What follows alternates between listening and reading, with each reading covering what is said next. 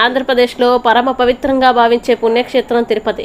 ఇక్కడ కొందరు దుర్మార్గులు తమ వక్ర మార్గాలను వదులుకోలేదు. స్పా సెంటర్ల ముసుగులో వ్యభిచార కూపాన్ని నడిపిస్తున్నారు. ఏకకాలంలోనే 3 స్పా అండ్ మసాజ్ సెంటర్లపై మెరుపుదాడులు చేశారు.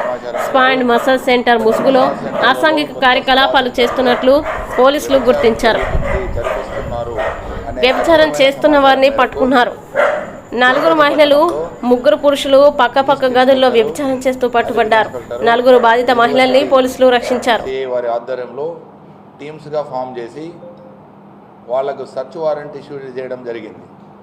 దాని మీద తిరుపతి నగరంలో నడుస్తున్న స్పా సెంటర్లపైన దాడి చేయడం జరిగింది. ఈ దాడిలో భాగంగా C7 spa centre, DBR hospital road, east PS లిమిట్స్లో ఉన్న దాని మీద దాడి చేయడం జరిగింది.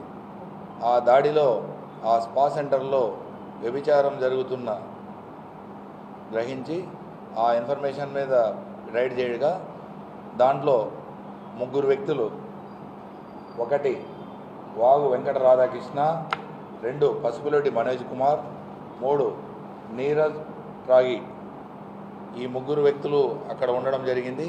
తర్వాత ఈ 3 వ్యక్తులు 3 అమ్మాయిలతో 3 డిఫరెంట్ రూముల్లో ఉండడం జరిగింది.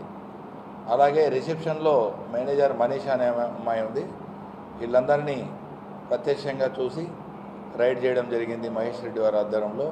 దాని మీద ఐటీ ఇమ్మోరల్ ట్రాఫిక్ యాక్ట్ కింద కేసు నమోదు చేసి దర్యాప్తులో ఇంకా ఓనరు ఎవరెవరున్నా, దీని వెనక ఎవరెవరున్నారు, ఎవరు ఆర్గనైజ్ చేస్తున్నారనే డీటెయిల్స్లో ఇన్వెస్టిగేషన్లో తెలిసి వాళ్ళందరినీ చట్టపరంగా చర్యలు తీసుకోబడుతుంది.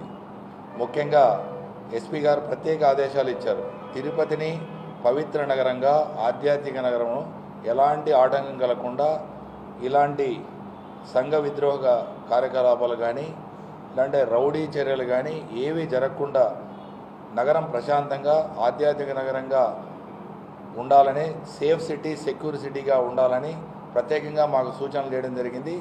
ఈ విధంగా సార్ ఆదేశాల మేరకు మేము ప్రతి దీని మీద రౌడీ చర్యలు అయితేనేమి, ఇలాంటి సంఘ విద్రోహ కార్యకలాపాలు, ప్రాస్టిట్యూషన్ కానీ ఇంకా ఏ విషయాలైనా దాని మీద చట్టపరంగా కఠిన చర్యలు తీసుకోవడానికి మేము సిద్ధంగా ఉన్నాం. అదేవిధంగా ప్రజల నుంచి మేము కోరుకునేది, ప్రజలకు సహకరించి మాకేదైనా సమాచారం ఇలాంటి ప్రాస్టిట్యూషన్ కానీ ఇంకేదైనా గ్యాంబ్లింగ్ కానీ ఏ విషయాలు తెలిసినా మాకు చేరవేసినట్లా వాళ్ళను సమాచారం ఎక్కడ వాళ్ళను బహిర్గతం చేయకుండా ఈ విధంగా చట్టపరంగా చర్యలు తీసుకుంటామని తెలియజేస్తున్నాం.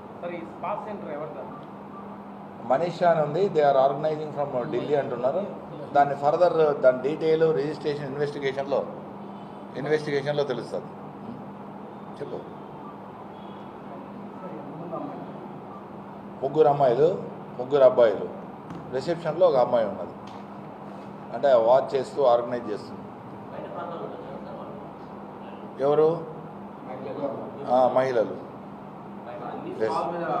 అన్ని స్పాల మీద దాడి చేయడం జరిగింది.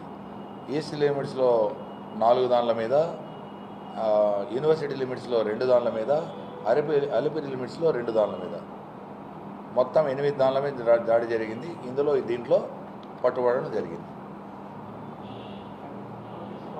వాళ్ళు ఎంతటి వారైనా వదిలేదు ఉండదు.